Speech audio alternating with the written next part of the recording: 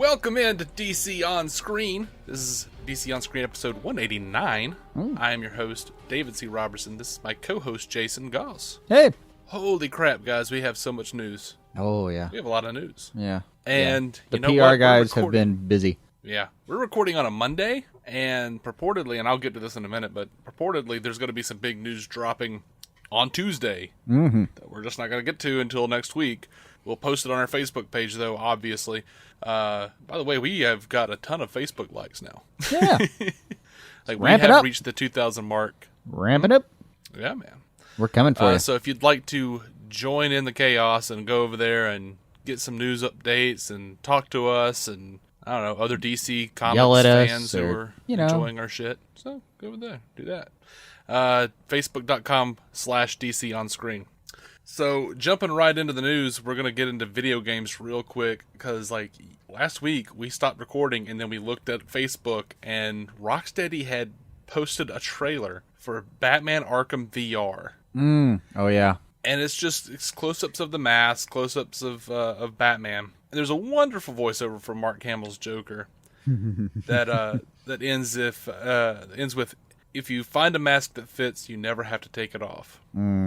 You thought I was going to do the Hamill voice, didn't you? I wouldn't hurt my feelings. If you find a mask that fits, you never have to take it off. I can't do it, see. So throughout the week, other things kind of came out with in regards to WB games and whatnot. Yeah. Timothy J. Cipala, I don't know how to pronounce the name. I'm sorry, I butchered it. Over at Engadget.com, wrote a pretty awesome review of the Batman Arkham VR.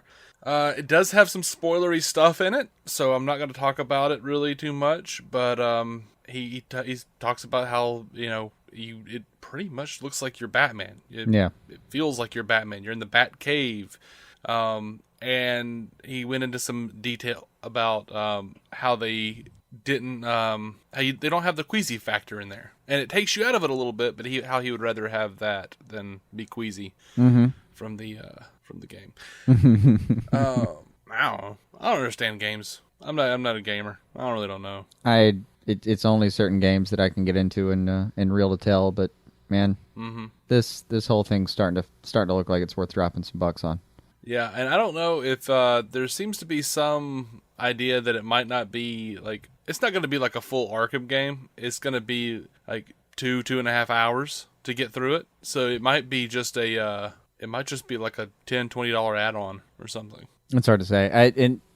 If I understand how the process works and how it used to work, it's new tech, so you're not going to get full length versions of things up front. In some cases, it's just a matter of what you can store on a disc. You have to have the technology has to develop. Yeah. Now, WB Games president David Haddad was talking about more Arkham-Style games. He says DC is an enormous property for our entire company, and we're thrilled that games can really support franchise building at almost the same level as movies and television can. I like that he knows that. We get asked the question, are you making movie games? And that is so far from the way that we approach the business and the industry. Fundamentally, these things have to work as great games and great game franchises. He did dodge that question about whether or not there's going to be more individual Arkham-style games. He says all of our internally owned console studios are very busy on their next projects, though. So I'm pretty sure there's more coming. You don't dodge a question like that. Well, I mean, you don't necessarily dodge. Like you might dodge it if you hadn't actually figured that out yourself. If it was still on the table, right. You've still got a few developers going, come on, we got some ideas, let me do this. Or I can't imagine it's the money guys going, oh, you probably shouldn't do that. Right. The money guys are pretty happy with this franchise so far. Except for the PC parts. Right, yeah. That's just been brutal. Yeah. The bean counters are wagging their fingers at that one now. So, I'm going to jump really quick over to our sponsor, Loot Crate. Loot Crate is a monthly subscription box service for epic geek and gamer items and pop culture gear. For less than $20 a month, you get 6 to 8 items that includes licensed gear, apparel, collectibles, unique one-of-a-kind items, and more. You have until the 19th at 9 p.m. Pacific to subscribe and receive that month's crate. And when the cutoff happens, that is it. It's over. Go over to lootcrate.com/giant size team up and enter the code giant size team up to save $3 off on any new subscription. It is the 20th as of this recording, so there is the dystopia has ended. It's over. I'm that sorry, seems fitting. guys. But they'll have more stuff coming. I don't think they've announced next month yet, but that works on all the loot crates. Man, they have a Firefly loot crate over there. Yeah, you guys have heard me talk about how much I love Firefly. Oh yeah, second. Go check that out. They've even got a limited edition Ghostbusters crate. Yeah. Yeah. So anyway, that's the plug. No reason to go hang up on us now. Or not hang up. What? They're not listening on a phone. Well, maybe they are, but they don't have to hang up on us. You can't hang up on an app, as far as I know. Although it's phone.app now, so maybe. Yeah, maybe. So David Fuchs, the guy, I don't know how you pronounce his name or not, but he's the guy that wrote the Wonder Woman screenplay. He put up a picture on Instagram of Lobo, and it was like classic Lobo. And he's the one that's attached to writing the Lobo script, or was attached to writing the Lobo script. So maybe that's back on. Maybe, I don't know. We don't know. No one knows. There have been rumblings that it's still in the cards. That's all that's really out there is rumbles. Just a little bit of scuttlebutt. So 2 new Suicide Squad posters have been released since the last episode, man. We've got a poster that's sort of like, it's a mushroom cloud, and it's like the characters' faces coming out of, it's like a mushroom cloud made up of the characters of Suicide Squad and like cartoon guts and viscera in general, eyes and stuff. Yeah. And weapons. It looks pretty cool. It does. I like how they have, Harley centered there in between Amanda Waller and Deadshot. Yeah. And then at the bottom you have like Slipknot and Enchantress. Okay, well, starting to get an idea of the hierarchy here in this movie. I'm like, Enchantress is a red herring. She's going to be the main bad guy. I'm pretty sure. Yeah, I like the vowels and ums.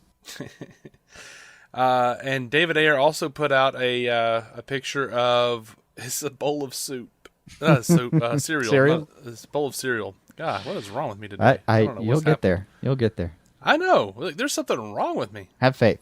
Long-time listeners will know there's always something wrong with me. It's just not usually this quite. Anyway, it's little icons of the characters as marshmallows in cereal. In a cereal, yeah, like Lucky Charms. Kind of reminds me of Lucky Charms, yeah. Or whatever sugary substance they crystallize long enough to sell a product at any given time. Yeah, and there are also other shapes like. There's a bullet that looks like a dick. There's definitely a bullet. Oh, that bullet looks like a dick. All bullets are phallic. I'm pretty sure.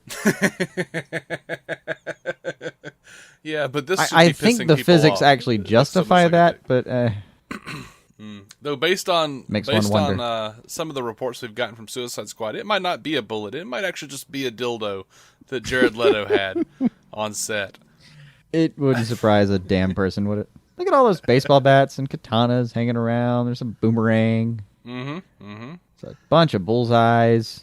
Now, whatever that thing is on Enchantress's head.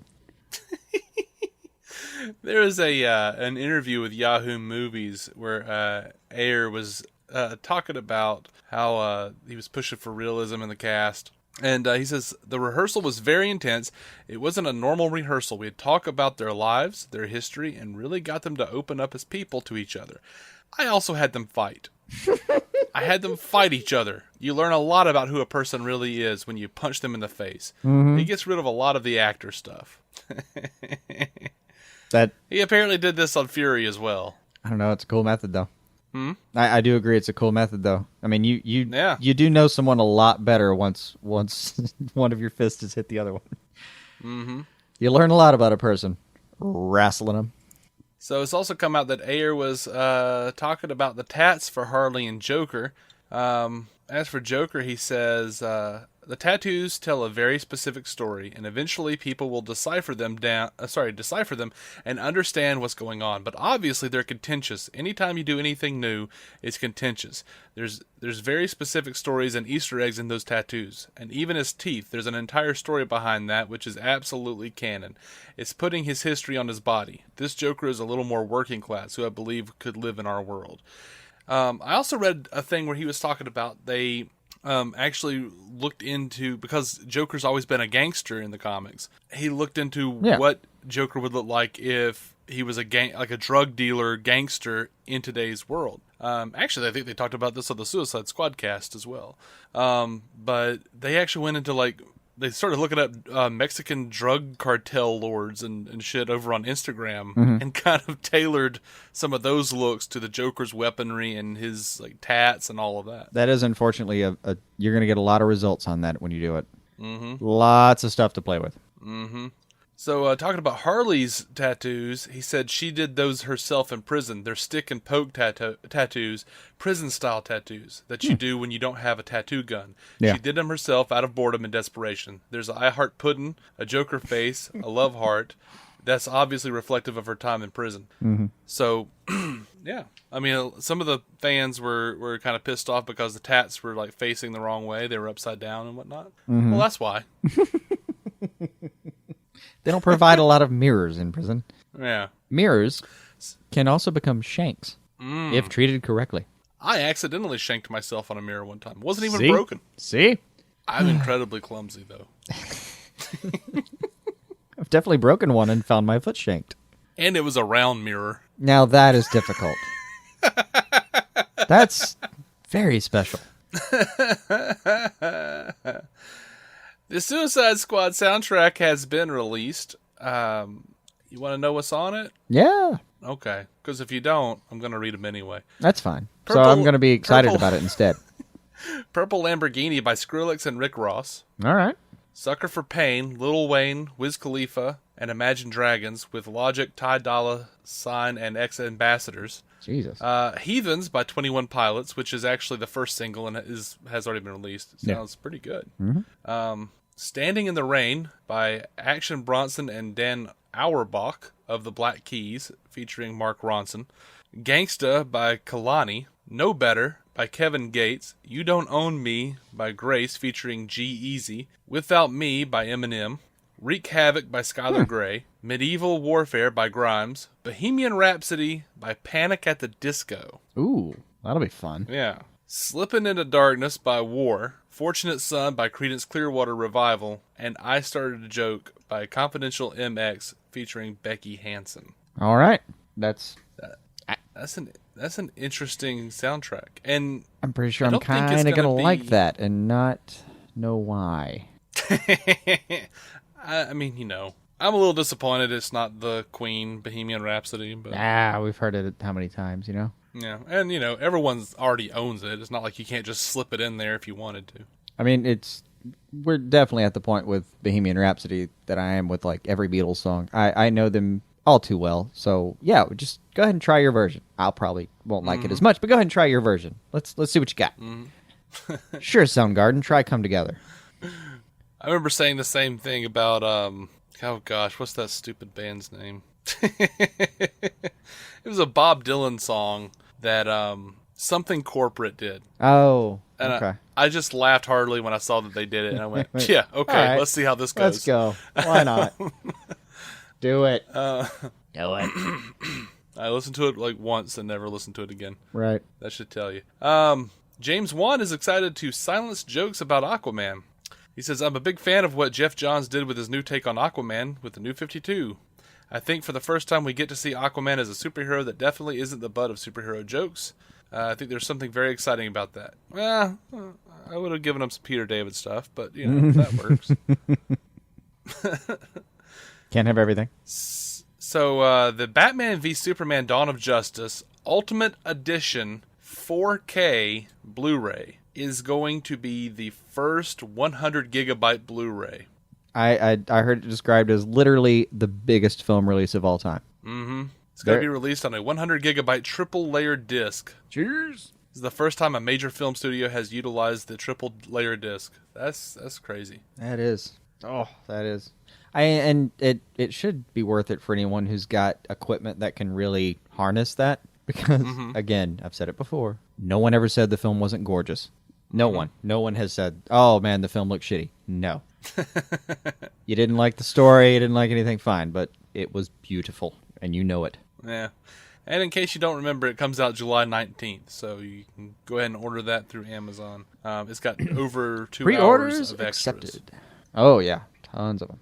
And importantly, an extra 30 minutes of footage. If you get the Ultimate Edition, I mean. I don't think it's... right. The way I've understood it, I'm not sure the 4K has the Ultimate Edition extra footage. No, it is. It does? Yeah. Oh, thank goodness. Okay. So if that's the 100 gigabyte triple layer disc edition. That's the Batman v Superman Ultimate Edition. Excellent. That's the 4K version. It also includes the theatrical cut and over 2 hours of extras. Excellent. All right. That extra 30 minutes of footage, from what I'm hearing, is I'm not saying it solves everything, but for a lot of people, it might solve some things. And from even the trailers that we've seen, it looks like it has a couple of extra answers. Like, it fleshes out a few things where you thought, why did we get from here to here so quickly? Mm-hmm. There are a couple of minutes that give you a little answer to that. I hope. We got to wait 8 more days for a digital release so I can find out for sure. Yeah. Now, there was a report that they were pushing back the digital release to the July 19th, but then, that report got, deleted. I can't find it anywhere anymore. I don't know what's the point. The movie's leaked. Yeah. What? Just go ahead and take the money. So, new Flash director Rick Famuyiwa put up on his Instagram, "Look who I ran into in the streets of London," with a little wink, and it was Ezra Miller and Ray Fisher. No. Flash and Cyborg! Flash and Cyborg! Are they got a buddy cop, those guys? I mean, I think it... Diane Nelson was talking about it. Not Diane Nelson. Deborah Snyder was talking about that a few months ago, talking about Ray Fisher being in the Flash movie, which has led to a lot of fans online, rumoring that there's not going to be a Cyborg movie now. And there might not be. But is that really so bad? It depends. Depends on how much we love Cyborg when we really meet him. And I'm pretty sure I just said a factual thing. It depends on how much you loved him in the movie when they get the focus group things back. Right? When they look at all the... to me, it's not a coincidence that Wonder Woman is, forefront on the DVD release. Mm-hmm. Who... Let me ask you, Dave. Who went over extremely well during this movie? Lex Luthor. Right. Yeah, the... Doomsday. Yeah, Diane is coming up front. It's like she's popping up front on the DVD to say, all right, it's okay, guys. I've got this. Oh, so you know what Wonder Woman don't got? What that? Well, Diane Nelson says that she will have no invisible jet in her movie. Okay, I forget who the hell I saw point this out, but prove it. It's an invisible jet. I'm sharing someone else's punchline. Yeah. I forget whose. But, yeah, you could just tell me in editing, oh, it's sitting back there in the background. Cool. All right. Well, awesome. On our Facebook page, Jacob Raspberry of Screensplosion Podcast, he's a buddy of mine. Buddy of ours, I suppose. You've met Jacob, haven't you? I have once, at least. Yeah, so he said, how would you be able to tell? There we go. Wasn't, or if it was. Infallible point to me. My point was, without the invisible jet, they can never have that badass tagline I've been waiting for, looking forward to. You'll never see her coming. But you will. You'll look up and go, why is that body in a sitting position floating through the air? You see, they always had that on the Super Friends and stuff, and I was always like, as a kid, I would watch that and be like, well, I watched Star Trek, and when they cloaked the ship on Star Trek, you don't see just a bunch of Romulans floating through space. Just floating through space? Yeah. When you watch Legends of Tomorrow, they cloak their ship, but you don't see them floating around through the... No, it cloaks them as well. I know, but it's canon that you can actually see it. You can see her flying her jet. Oh. People floating around behind her. That is. Hey, Darwin Cook drew it. That's true. You saw her and a bunch of dripping blood. Oh, man. So, yeah. Jeffrey Dean Morgan, who played Thomas Wayne. And I was hoping, I've been kind of hoping that there was a reason that they picked him. I just figured Snyder fell in love with him while he was doing Watchmen. Or sure. If there was anything earlier, I didn't know about it, but still. But Here's the thing, though. Jeffrey Dean Morgan, even though this isn't, no one's saying this is real, this is going to definitely happen. Oh, God, no. But he says he would love to play Batman in Flashpoint. And that would be fine. Just plain fine. He said, I would love to play that Batman. It would be very cool. Are you effing insane? Of course I'd be interested. Man, I would love it. I would definitely love it. That's the response you're supposed to have. Are you effing insane? Of course I would be interested. So a bunch of reporters and journalists went over to London. Oh, wait, hold on. And he wasn't the only one out of that cast that got suggested for things. Oh? Patrick Wilson. Who'd he come up as? Give me 2 Ocean seconds. Master? Yes, that was the one. Yeah, there's been a hint for a while that James Wan hinted at Patrick Wilson being an Aquaman a while ago, and then he hinted at it again in a podcast, but it wasn't like official news. We just saw a little hint here and there. I just thought it was weird that like in the same week two The Watchmen came out. I'm like, I'd like to be in the new films. Like a month after Rebirth did all its stuff. I know. I wouldn't kick it out of bed if Watchmen was part of the cinematic universe. No, not one bit. If they want to pull in Dr. Manhattan. Are we? By the way, we are past the point of having to say spoilers on that, right? If not, too bad. I am going to ask for forgiveness rather than permission if we are not past that point. Well, I mean, I write spoilers on like every episode, so hopefully you've anyway, thought ahead. But yeah, so a bunch of journalists went over to London. Apparently, something's going to go down tomorrow by our recording. Uh-huh. It's Tuesday. Today-ish, so if we'll you're talk listening. about that next week. But so Sean O'Connell, one of the journalists, tweeted, "Picked up a ton of DC movies. Fans on my flight home. Wonder why. Tuesday morning, brace for it, folks." Eric Vespa says gonna have a ridiculously in-depth series of articles about an upcoming tentpole flick hitting the site Tuesday morning. Stay tuned. Now, Sean O'Connell is the movie content director of Cinema Blend, and Eric Vespa is an established movie critic. So, whatever. I'm assuming something's happening tomorrow. Some big Justice League brouhaha. Something. I mean, I would think they would start that train since it comes out November 17th, 2017. It should be starting up soon. Yeah, the real hype factor, yeah. Yeah. Now, well, you start to kind of ride the peak of the wave as Suicide Squad's gearing up to really push it. And you just got to keep that going. Yeah. So Amber Heard, who has been she's been cast as Mara in Justice League. Mm-hmm. Apparently, there's some issues going down with her. Last month, she filed for divorce and obtained a domestic violence restraining order against Johnny Depp. She says he hit her in the face with an iPhone. I forgot that was the same person for a second. I just glanced at like covers and grocery store checkout things and went, Yeah, not my business. Right. Well, she's got proof, but she was supposed to go to a trial, and she didn't, and claimed she had to go to London to get fitted for her Mara costume. Mm-hmm. But she didn't show up there, and apparently they're saying that she was not quote camera ready for the role, but because she's apparently lost like 20 pounds due to all the stress that's going on. There are a whole bunch of sites that are saying that she's about to get fired. Some of them are actually clickbaiting, saying she's definitely already fired. I don't know. If I don't think she's going to. I hadn't put together the pieces on that being the same person because I just have not even glanced at the rest of the headline. But if I'm understanding the whole picture, there's not. If you type in Amber Heard right now, you're gonna have to fight through the clickbait to find a real story. Yes, it's gonna be ridiculous. Mm-hmm. I keep trying to figure out what Amber Heard. Right. Right. No, but obviously this is a hard time for the actress. For any number of reasons, something's not right. Yeah, things aren't going well. I don't know. I hope that gets better. Anytime you lose 20 pounds that quickly, something's gone wrong. Mm-hmm.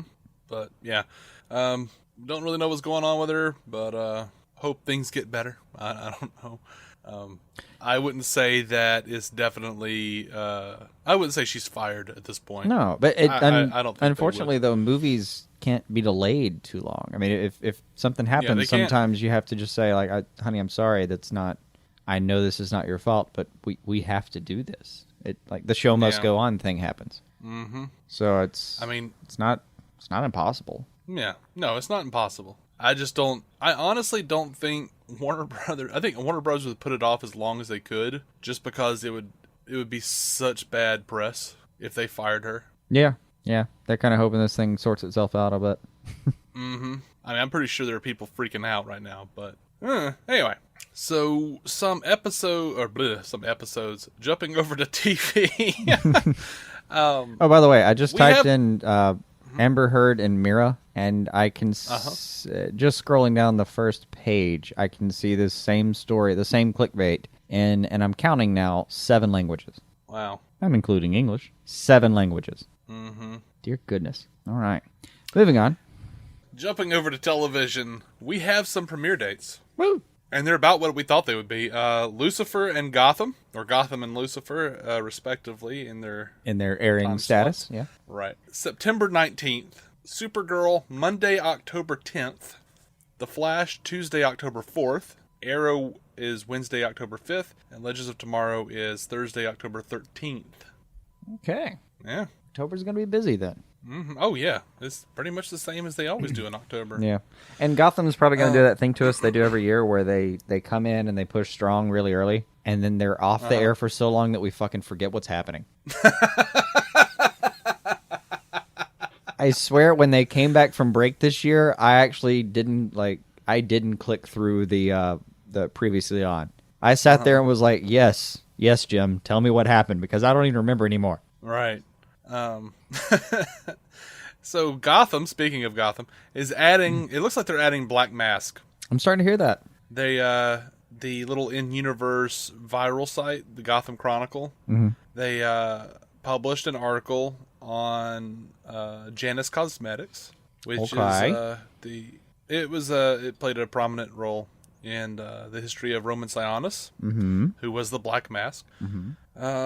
He inherited the company from his father, and then Bruce Wayne bought it, and he got pissed off at Bruce Wayne, which is why he hates Bruce Wayne. Of course. Hopefully that'll happen here. I'd love to see little Bruce Wayne as being like a CEO. Like, I know that you're not. He wouldn't have it until he was 18, but if he was like pulling strings with Lucius or something, had Lucius just doing whatever he wanted him to, that'd be awesome.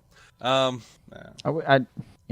just clicked on the site to see, but I'd really like to know more about the first thing you see. The featured story on GothamChronicle.com is Into the Night, and it's got a little bit more of an in-depth look, like a little bit of a closer look at some of the people that actually walked off that bus. I don't know what to tell you. Not a clue.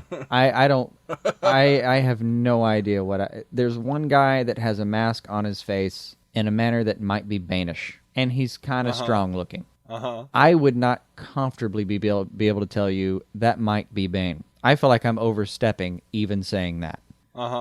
The rest of it's just nonsense. Just absolute nonsense. Yeah. There's a guy in parachute pants with the bag head. I don't freaking know what's happening here. And then there's one guy that's just like, he looks like he's in pajamas.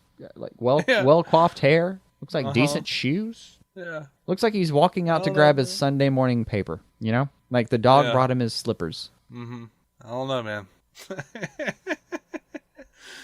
Oh, man. It also mentions the Janus Cosmetics to open a new store, Yeah. So, Corey Michael Smith is saying that season 3 is going to have some parallels with the presidential election. I really don't know how. It wasn't grossly elaborated upon. Oh, we shall wait. Yeah. Actually, that kind of bums me out. I don't want that at all. Well, you're going to have it. Get used to it. I guess. Get used to it. So, the Lucifer writers have been answering some questions. One fan asked, will the things between the devil and the detective heat up in season 2? They said, good question. No, Can't answer that, but things are always heated with the devil. It's a bad question and a bad answer. I know. And someone else said, I have a question. Will Tom Ellis have some badass scenes again? Because they're epic. And the Lucifer writers wrote in all caps, yes, yes, yes. Okay, thank you. They also shared a picture of him singing. Okay, well, I mean, did they think him singing was the badass parts of this? Because no. I don't think so, but they seem to be saying that, Him throwing people with said, one arm was the badass parts of this. Right. They actually had a picture of him singing, like behind the scenes, like recording himself singing, and then it said it begins. So I don't know. I would like to think that just means that Tom Ellis sings on the set all the time, and they kind of can't stop him. Like he just. I don't think so. Apparently, like, it was a really big hit. It was like the episodes where he sings and plays piano is a really big thing. Like the fans really love that. So we're gonna get more of that. Well, do your Rolling Stones cover and sod it, for God's sake.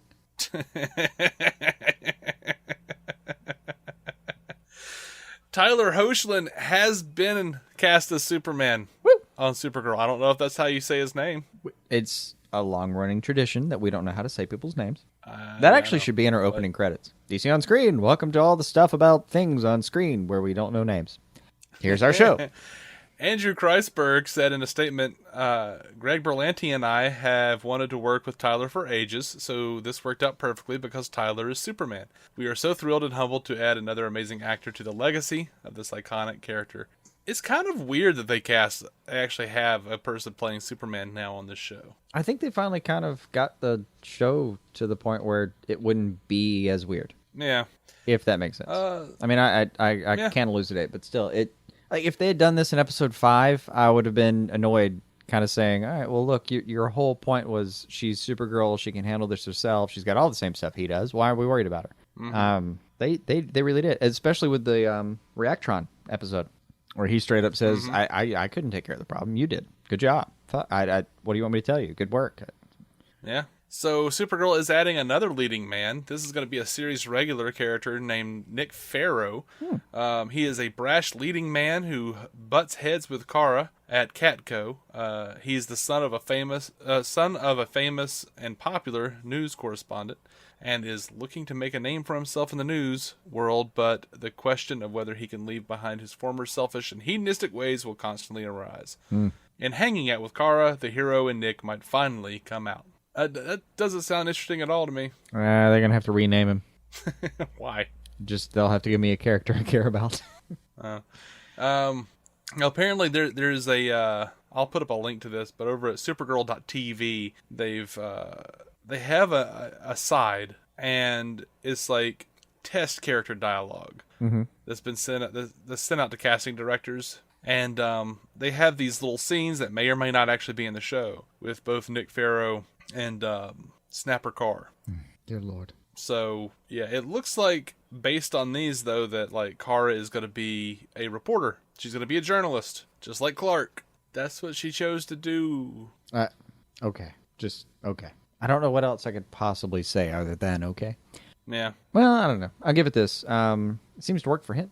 Seems to work for him. And she does actually already work at a publishing company. Sure. And they're going to need someone to do some reporting because apparently we're not sure about Callisto Flockhart's contract since they moved the production I haven't site. seen it actually. Yeah, I haven't seen it actually come out as news or anything, but I've heard that the role will be diminished. The only thing I can say with any certainty and in quotations is still in talks about that. Like the issue is they moved production from LA to Vancouver. So apparently Flockhart was happy to go, commute to work, but not fly to another country, which sounds entirely fair to me because that's a 15-hour flight and there's not enough volume in the world for me. Right. But I don't know. I don't get paid what she does. Maybe I could focus on that in the air. $2 million, $2 million, $2 million, $2 million. I don't know. They're still talking to her. Maybe they can crunch her. I think that's what they are trying to do is crunch her roll down to a point where she can go, okay, I'll take 3 weeks off here, come up, film your thing, come back, and continue making out with Harrison Ford. Right. They've been married long enough. They don't still make out. Jumping over to The Flash, Greg Berlanti on Twitter, at Grant Gustin, said, I'm cool with you telling them the title. Smiley face. Oh. Grant tweeted out, in all caps, Flashpoint, this is not a drill. He then said, just go ahead on Twitter just again, drink it in, guys. Just drink it in. We're definitely doing this Flashpoint thing our own way. I've read Flashpoint. I've seen the amazing animated film. This will be its own thing. That sounds good too. The concept of it is what was worth taking away. The animated film was fantastic, by the way. We don't need to redo that. Yeah. Oh man, I mean, you get to the end of that film where Bruce reads the letter. Oh. Yeah. Oh. If your throat doesn't close up, I don't know if I can trust you as a human. So the Latin Times is reporting that Andrew Kreisberg is going to be giving us more Gorilla City. Oh, you know he wants to. Uh-huh. They've been trying to feed that for a while. So you want to talk about all the big Arrow news? Hit me up. So they've added 2 vigilantes to the show. Yep. Josh Seaborn, or Wild Dog. Yep. Who is a very small character, very, very, very obscure character, who had his own miniseries in 1987. Because in an infinite series of universes. Yeah. He is a former star athlete and Marine who turned to vigilantism when his girlfriend was murdered because of her secret mob ties. This is a character, he's going to be played by Rick Gonzalez of Mr. Robot and Reaper. Reaper! He is described as a new vigilante in Star City whose reckless and cocksure nature prompts Green Arrow to take him under his wing. We don't know what he's going to look like on the show, but in the comic book, he pretty much just looks like Casey Jones from the Teenage Mutant Ninja Turtles, which is funny. Sportsmaster from Steve. Don't bring up Sportsmaster, man. Young Justice legitimizes Sportsmaster. You will never trust me on that until you've seen it, but I swear. I know. Okay. Nah, I think this is. No, I would rather have Sportsmaster from Young Justice than Casey Jones. Yeah, even if it is Stephen Amell, which basically is Arrow with smiles. Yeah, right. I think this is more of a ha ha ha. Stephen Amell basically played a very similar character in TMNT. The other part of that is they are bringing in Adrian Chase, freaking vigilante from the comics. That's a Josh Segarra deep pull too. Chicago PD and Trainwreck is going to be playing the quote ally of Mayor Oliver Queen, who wants to help put Central City's legal system back in order and stamp out corruption. Of course. So he's going to be the DA, the new DA in Star City. But his family was also gunned down. So that happens he became the vigilante. I feel like the writers watched Daredevil season 2. And went, who do we got? Who do we got? They cannot be oblivious to what's going on, to like the Arrow Reddit becoming the Daredevil Reddit. Like, no, I mean, and all of the hatred. The ex-military enforcer that lost his family feels so Punisher that it's just, I mean, it's adorable, really. Mm-hmm. And I think I would be more annoyed by that, but it's freaking Benji from Reaper. And I'm so like, that cat was so funny on that show that I'm gonna have real trouble taking him seriously as like a night predator. I'm sure the guy has range. I really am. I trust him, but damn, I'm gonna be fascinated watching it. I'm a little worried that they're gonna do something like oh, he'll take Wild Dog under his wing, and even though Wild Dog is murderous and like, he'll be like, oh no, you have to be more like this guy over here, and like then it'll turn out Vigilante's the real bad guy. Right. I don't know. I just don't want this. Oh, that's a real possibility. I feel like it's gonna just. Do you also have the question about how close are they going to stick to the vigilante costume, which is pretty much like an early automatic pistol with a scuba suit? Yeah. He just always looked to me like he was about to go skiing. The dude could obviously go skiing or at least snorkel at a moment's notice. Yeah. I don't know. Anyway, Legends will have multiple villains, apparently. Brandon Routh is saying Season 2 of Legends of Tomorrow might be more like Arrow and The Flash, where we have a couple of smaller villains that come in. There will be a season-long nemesis, and he will come and go throughout the season, so we don't always have to be focused solely on that. Okay. Yeah, it got a little flack for just kind of forgetting that it had a main theme sometimes. We might have been part of that flack. Sorry. He says There's going to be some fun. There's going to be some nice, fun changes. We're not going to be chasing Vandal Savage from time period to time period in every episode. There's going to be less pressure for the team. We'll have an opportunity for a bit more humor and camaraderie amongst the team in Season 2. Mark Guggenheim is saying, unlike Season 1 of Legends, where we basically had the big bad introduced in the crossover, what we're going to do in Season 2 of Legends will be more similar to what you've experienced in the first 3 seasons of Arrow or the first 2 seasons of Flash, where it's more of a slow reveal and a little bit more mystery. A little bit more of a mystery. Okay. I'm down for that. Yeah, let's make it a mystery who the villain is. That works. The only thing that worries me about it is I was really excited about how they did this season of Arrow. Because they kind of just pulled that card, immediately and said, this is our guy. Mm-hmm. And that guy was fascinating. And then it happened to be the story kind of got out of control a little bit. And some of the mechanics of how that guy worked, like Dark got weird. It bordered on farcical a couple times about like, all right, what is it you can do? No, explain yourself. Mm-hmm. Explain to me what is it you can and can't do, or I'm not going to continue the rest of this episode. Obviously we did continue the rest of this episode, but right, it got a little strange, more than a little. So it had the payoff early on of us going, oh man, I love this guy, and man, we've got how many dozens of minutes of us just talking about, oh my god, Damien Dark is so fun, we love this guy, and then there's just that bit at the end where we go, okay, we don't know where this went, we don't know what went wrong, we don't what happened. Yeah. For the most part, it paid off. I have a good idea of they didn't really establish rules. Yeah, that's a good way to sum it up. And then even when it seemed like they were hinting at rules, they would kind of push the envelope a little bit more, and you were just left back where you started. Mm-hmm. But I don't know. So there was the trade-off of how much we enjoyed it early on in the season, as opposed to, hey, you get the big reveal at the end of the season or the midway point. You know, somewhere in December you're going to get this giant payoff of, oh, this is what we're dealing with. Late November, maybe. Either way.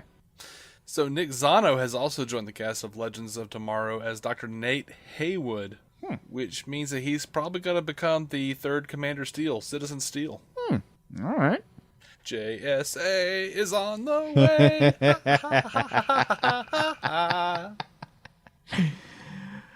That was probably the most rewarding part of that Legends of finale, right? Those last few seconds. Mm-hmm. Yeah. I giggled and tittered.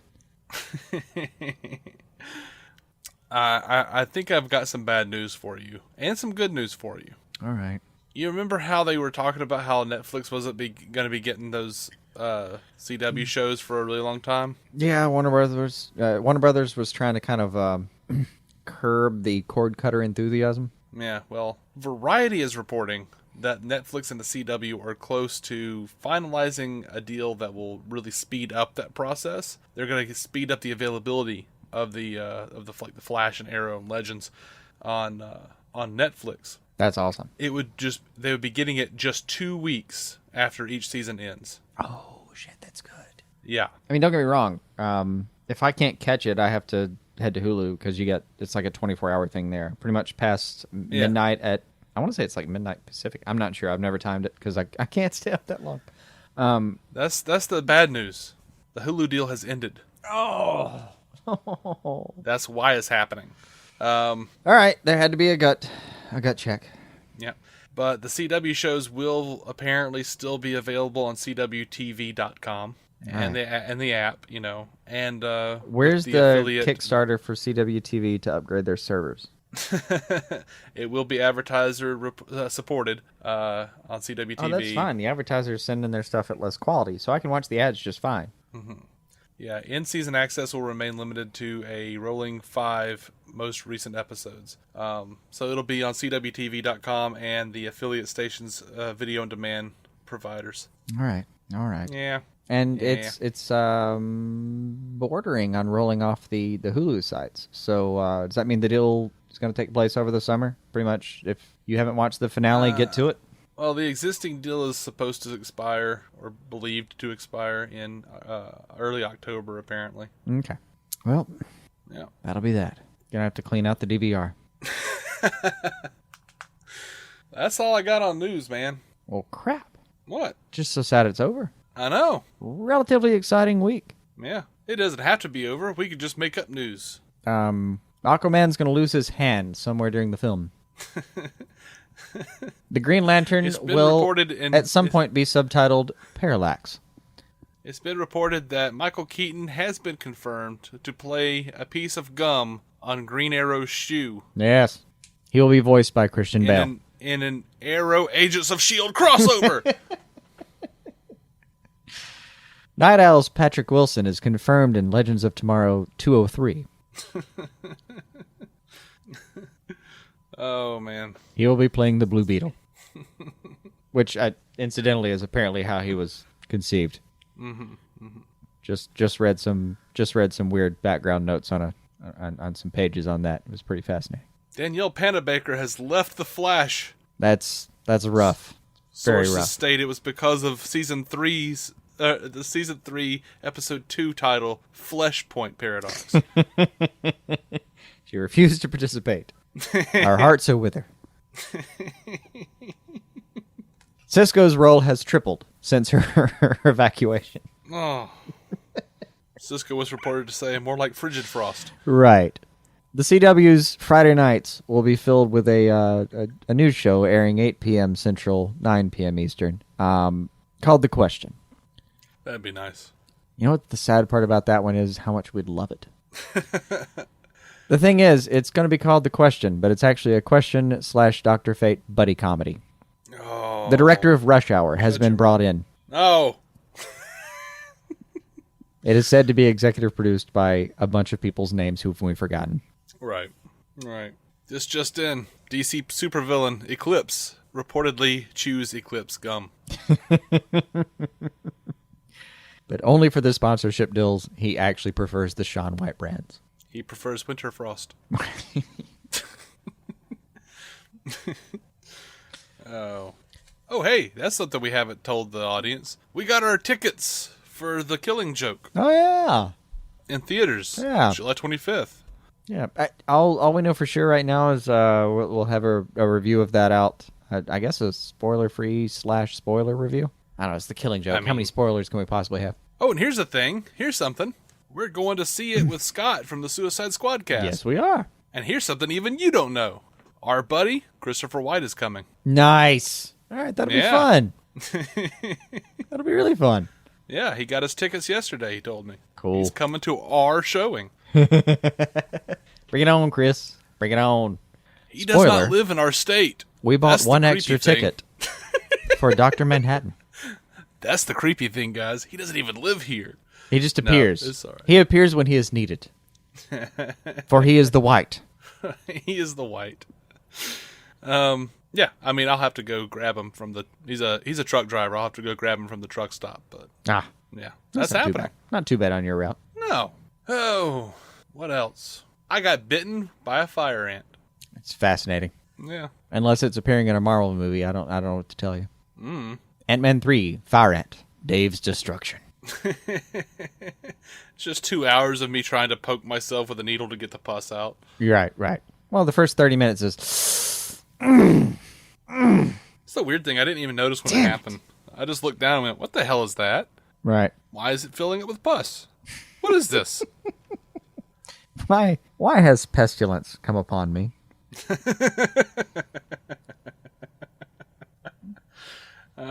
What did I do? Oh, I didn't watch Apocalypse. Damn it. That makes sense now. We haven't watched Apocalypse. I think, is that still a we? I have not seen Apocalypse. I don't have a plan to go see Apocalypse. I have not had time, and I just... Oh. I keep forgetting it exists. Yeah. That's how bad it is. Like, I don't want to spend money to go see this thing. I haven't had a bunch of people saying, damn it, man, what are you doing with your life? Go watch this movie. Right. I see, the way I feel about it is like, I'm going to have to spend money on it anyway because I have all the other X-Men movies. Oh, so, you're contractually tied. I'm contractually tied to actually just go ahead and purchase it if it wasn't strong enough to keep me away from X-Men Origins Wolverine. It's not going to be with this one. That's but fair. I don't want to have to pay for it twice. That's fair. So I just Nah, I feel you. I'll probably just come over to your house and watch it then. I would go see Deadpool 4 more times. I would go see Deadpool 4 more times before I even considered seeing Apocalypse. It's not in theaters, but I'll bet out of just sheer, hey, I've got 2 hours, what I'm going to... Oh, I'll just throw on Deadpool. Mm-hmm. I'll bet that happens. Mm-hmm. Like, Deadpool was the only thing that got me home from a flight. The only thing. Yes, the only thing. My fear of flying is marked. I hate it. I hate it so much. I understand the science of why planes stay in the air, but it feels like black magic. They're in the air, and right. I completely understand why they stay there, why they get there, how they come down safely. I get it. It just doesn't make it feel any better. So while I'm up there, and I can feel the variations. Like I can feel when there's acceleration and you tilt a little bit to gain a little altitude. I can feel when you decelerate just to drop a little bit. All of that changing, all of that feels like the end of the world to me. So I was pretty happy on the international flight to Jamaica to find that one of the films Delta was offering was Deadpool. Mm-hmm. It also offered absolutely anything, that Simon Pegg, Robin Williams thing. Mm-hmm. I've been meaning to see that still. It amused me. It was not fantastic. Just didn't have the heart of a normal. Simon Pegg films have heart. Like they, when they're done correctly, you feel everything he feels. This one was funny, but there's just something missing. Something to that magic of a Shaun of the Dead or a Hot Fuzz even. And this wasn't, as far as I know, that wasn't written by him. I don't know. I don't. It's been too long because me and you were talking about like 3 years ago. But that thing was available, and I thought, oh my God, I've got to see that. So that got me to Jamaica. Watching that, and then watching about the first 30 minutes of Deadpool. And then getting back, giant plane. You would think that it would do better with the turbulence. But we left Jamaica in a hail of thunderstorms, and we arrived in Atlanta in a hail of thunderstorms. Mm-hmm. And between that was a bunch of shit. I was literally in the back of the plane, there's a spot in the plane where you're the guy who can feel the toilets flushing behind you. Yeah. I was that guy. So those toilets, again, feel like vacuums coming out of the air. It feels like there's been a puncture in the side of the plane and you're about to lose all air pressure if you're one of the guys like me with a fear of flying. So it was an entirely nervous thing, and all I could possibly do was watch... And it's a very long flight. I mean, I was on row 36. So there's 36 rows that get served before I do as far as alcohol goes. By the time she was at row 20, I was really freaking out. All right, I've got... Guys, how much can you give me right now? Because I've got to calm down. You realize the plane is shaking, right? You realize we're going up and down at a rate that is absolutely unforgivable. Mm-hmm. I was not enjoying myself. The only thing that kept me locked in. Oh no, I was pretty miserable. I've never flown. God, I envy that. I've never been on a plane. Envy that so thoroughly. And my girlfriend Bethany, she's flown, and our friend Brandon, he's flown. Most people have. It's just I wish I was those minority people. But they kind of, it's not the biggest deal, blah, blah, blah. Okay. I know people who actually enjoy it. It's a romp. They only, don't enjoy it when they kind of get stuck by somebody and blah, blah, blah, and blah, blah. And, look, in theory, I get it. But, no, for me, I have a fear of heights anyway. I'm one of those guys where, if I look over a ledge that's more than about 30 feet high, I'll get myself 45 feet high. I'll give myself that. But if I look over the side of a, 2-storied roof, I can feel that thing in the pit of my stomach saying, don't go there. Well, fuck, I know not to go there. I know, brain. Why are you doing this to me? Why you give me the extra anxiety? All right, so when we were talking about shooting some Batman sketches for maladjusted.tv, I was thinking I had a specific building in mind that is located in Birmingham that has a really good shot of the city from the roof. Right. And I was thinking about, since I was playing Batman, getting a shot which would not even require me. It looks like it's on the edge, but it's not on the edge because there's still a railing a little further out. Right. I was thinking about this. The thought occurred to me that the wind might pull the cape over the side. I couldn't go to sleep that night. Yeah. The mere thought of what would happen. I could imagine myself being on the edge of that, the wind pulling the cape over, me getting pulled over to the side. Yeah. I'm getting kind of weird just talking about it. Yeah. Like a couple years ago, our friend Brandon, his girlfriend Katie wanted me to come stay with them for like a week, and she was like, "And we'll pay for you to fly." I crumpled physically, crumpled when I read the text message. Like it's a hell of a thing to turn down. Wall. I couldn't breathe. Like I thought I was gonna die. I was like, the time has come, and I crumpled. I have to go 3 miles above terra firma. Oh my god, what am I gonna do? I wound up driving there, and just screw that. You're not paying for a plane. I'm not doing that. I'll come, but I'm gonna drive the 6 hours as opposed to flying the hour and a half or whatever. Yeah, 3 hours, whatever it was. And like, there are gonna be the 6 hours. There are gonna be so many people that tell you like, "Hey, you drove." How many is it? 6 hours? Is it 6? It can't be a 6 hour drive. Yeah. Is it only a 6 hour drive down there? More. Yeah, they're going to be people that say, look, it's a 6 hour drive with like a 4% chance of a really terrible outcome versus a 1.5 hour flight. And it, by my count, would have actually been a 1.5 hour flight because we passed over it. Mm-hmm. With about a 0.0 something outcome of terribleness. I understand. Right. I get the numbers. I don't care. That's how fear works. We will never be the bat. No. Like, no. I was like, I know. There's never going to be a Jason peering from the rooftops of any goddamn thing. Yeah. Never. No. I get it. I know. Much more likely I'll get in a wreck on the road driving down there. Yeah. Don't care. I have nearly passed out on the third rung of a ladder. Yeah. I'm like 6'4". Like, I've gotten dizzy standing up too quickly. Like, I got high really quickly and got really high really quickly. If you're on an air mattress that night, that's a lot of distance. Little X, a lot of Y. Yeah.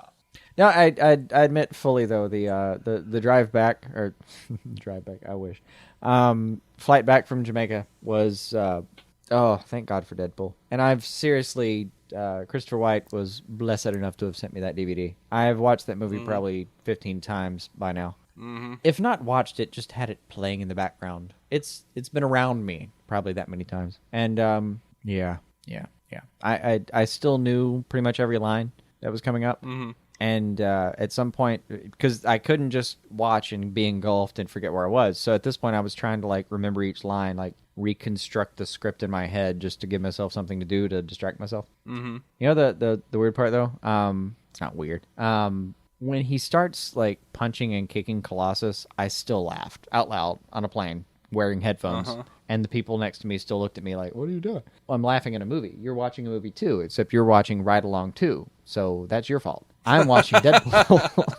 We all had the same access to the same movies, and I made a better choice with my life. But he's still, like, you ever hear the one-legged man at the ass-kicking contest? And I'm still just laughing my ass off.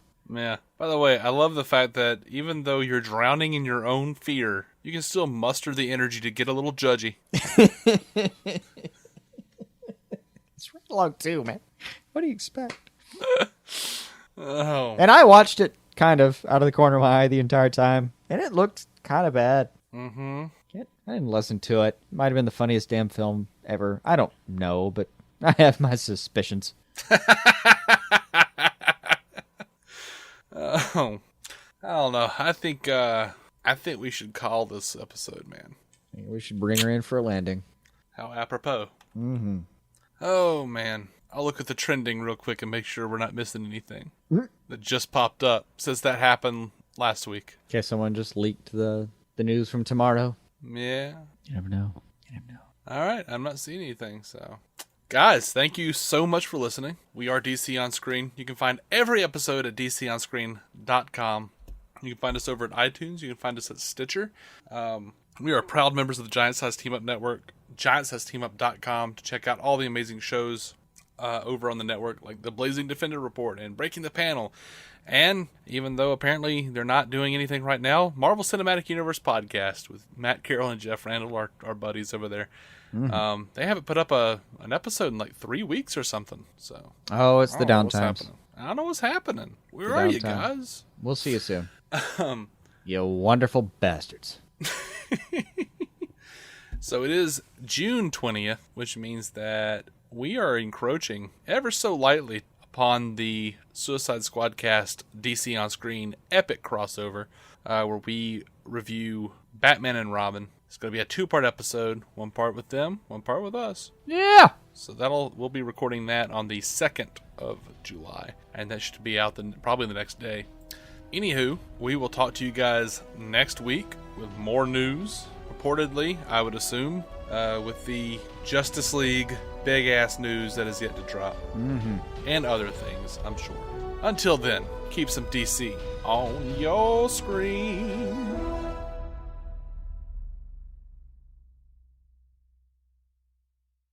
With the Lucky Land Slots, you can get lucky just about anywhere. This is your captain speaking. We've got clear runway and the weather's fine, but we're just going to circle up here a while and get lucky. No, nothing like that. It's just these cash prizes add up quick. So I suggest you sit back, keep your tray table upright, and start getting lucky. Play for free at LuckyLandSlots.com. Are you feeling lucky? No purchase necessary. Void where prohibited by law. 18+ terms and conditions apply. See website for details.